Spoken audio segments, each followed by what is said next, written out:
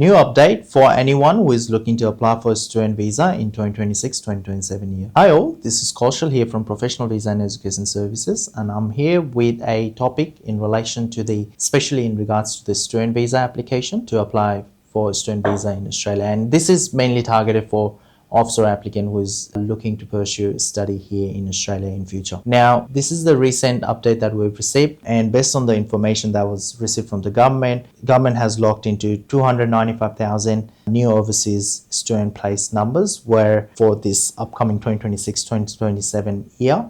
And out of that 295,000 numbers, 161,000 number has been allocated for public universities and universities across different state and territories. Well, predominantly this number has not been changed to what the number was allocated for last financial year for student visa, and the remaining threshold of number, which is close to about 35,000 or about that approximate number, has been divided within the private institution and higher education providers. Now, this is predominantly only for higher education sector.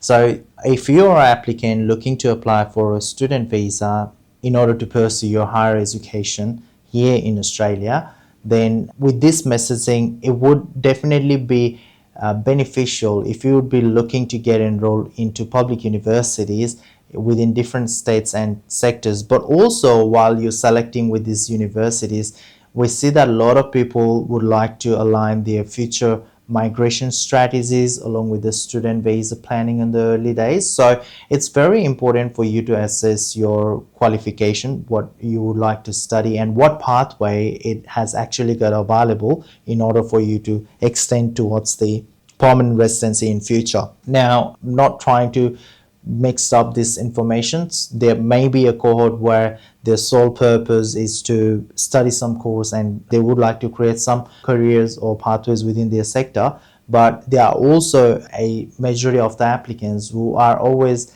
keen to know and explore the routes toward permanent residency pathway in future. So it would definitely be worth speaking with your educational counselor in terms of the course structure and also with your migration consultant earlier in the phase before you apply for a student visa, just to see what's the future outcome for any particular sector. For example, be that be IT, be that be engineering, be that be social worker or teachers, they all have their own challenges, but also at the same time the applicant can have a visibility in terms of what's their future pathway.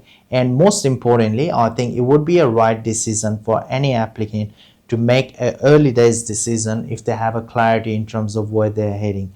Now, with this news being said, definitely it's recommended for those applicants applying for student visa from overseas is to look for a public universities to increase their, to prioritize the applications, most importantly.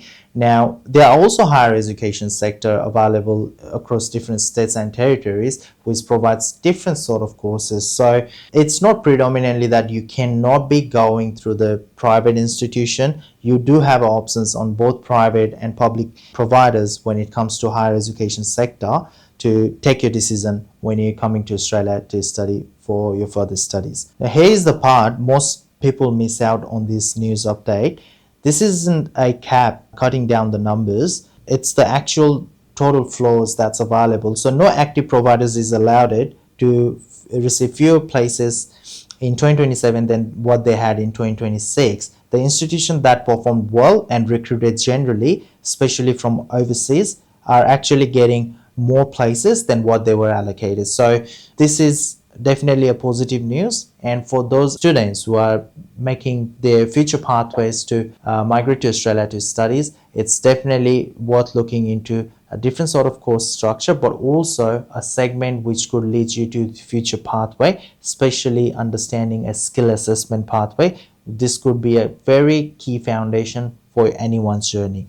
We will be coming up with more videos in future, and I'll be coming up with more information as we receive from the department and the other authority. Keep watching, keep sharing. Thank you for watching our video.